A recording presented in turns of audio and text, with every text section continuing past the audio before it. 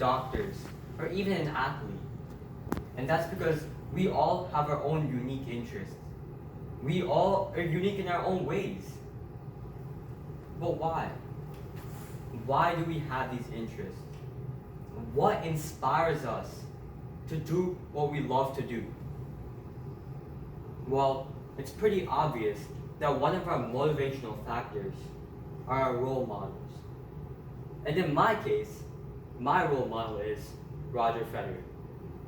Roger Federer is one of the tennis greats. He has been one of the tennis greats for so long because of his dedication and commitment to the sport.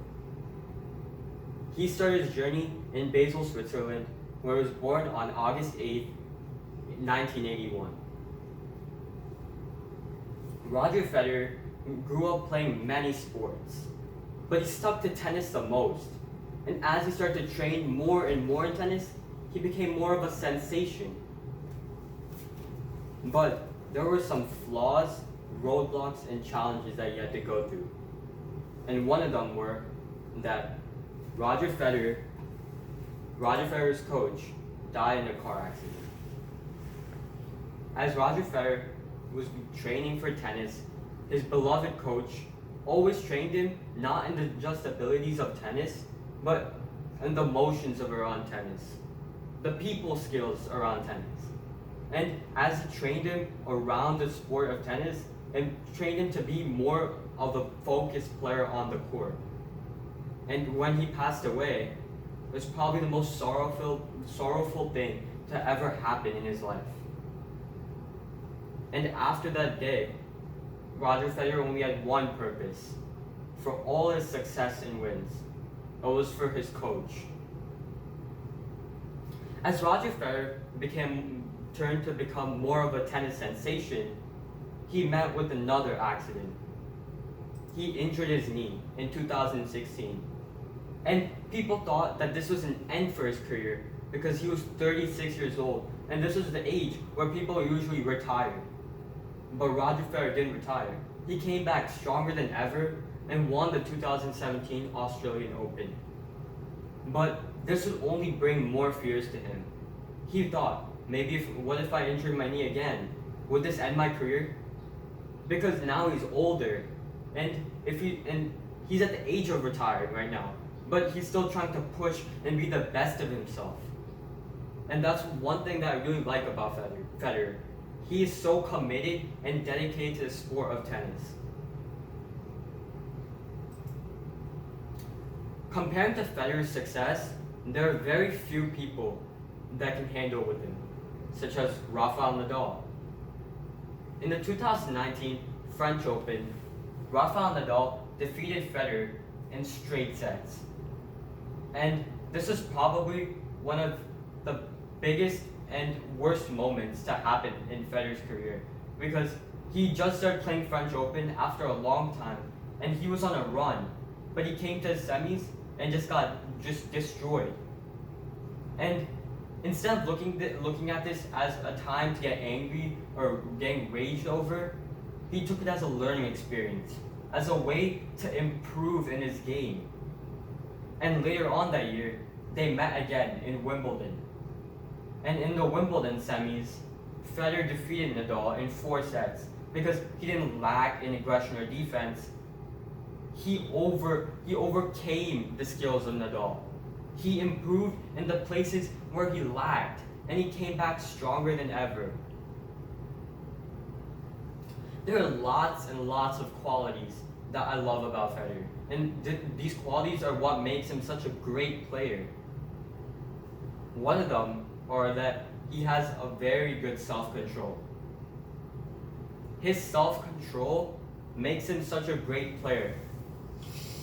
Usually in tennis, a lot of people smack their rackets against the court.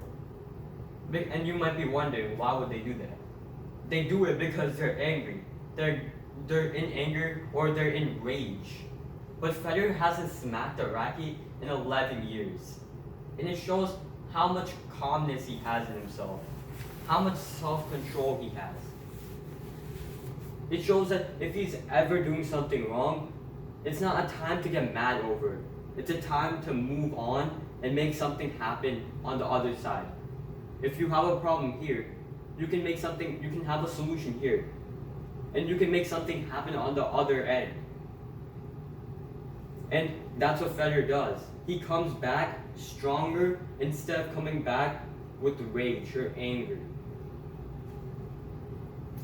Another thing that Federer contains of is respect.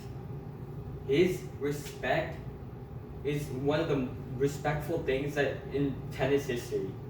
As I was saying before, Nadal and Federer are one of the biggest rivals in the tennis era. But they're also one of the friendliest rivals. And that's because they respect each other off the court and on the court.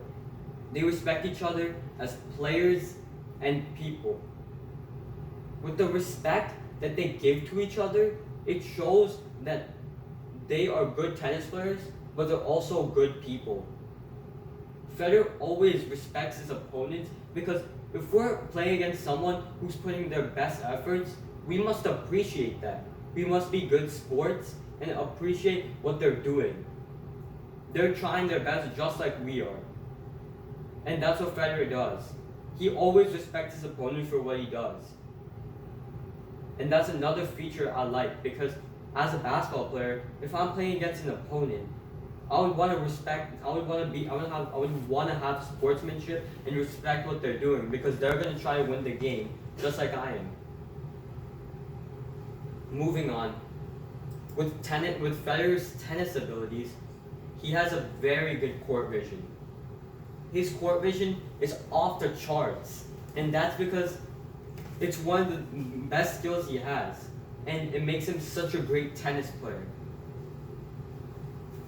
With his court vision, it shows how he has such a good ball placement. His ball placement is very precise, which makes it so hard for the opponent to hit the ball back. And this is one of the qualities that makes Federer such a great tennis player. It's a skill that many tennis players don't even have because people are usually trying to hit it away, but they might hit it out of bounds. But Federer's shots are so precise because of his court vision. And with his court vision, it helps him hit it all around the court, making the opponent tired and hard for them to hit it back. Federer consists of lots of qualities, mindsets, skills, and he has had a lot of roadblocks and challenges. The thing that I love most about Federer is that he has one of the best attitudes in any athlete's mind. Because usually people get frustrated if they don't do something good. But Federer is one of the very few athletes that can have a calm and can perceive a calm nature. And with this calm nature, it allows him to maneuver and play the sport better. In the end, we are all trying to strive for something in our lives. We are all having dreams and goals, and we shouldn't stop striving for them. We should go for it and never give up. But if we have the love and heart for it, if we attack it with the best efforts, life will reward us. Thank you. I want to thank the Enspire Academy staff and Mrs. Priya for bringing me through this journey. I want to thank my parents for their support. I want to thank the audience for listening and patiently waiting and listening to my speech. I appreciate that, and I hope you all learned something.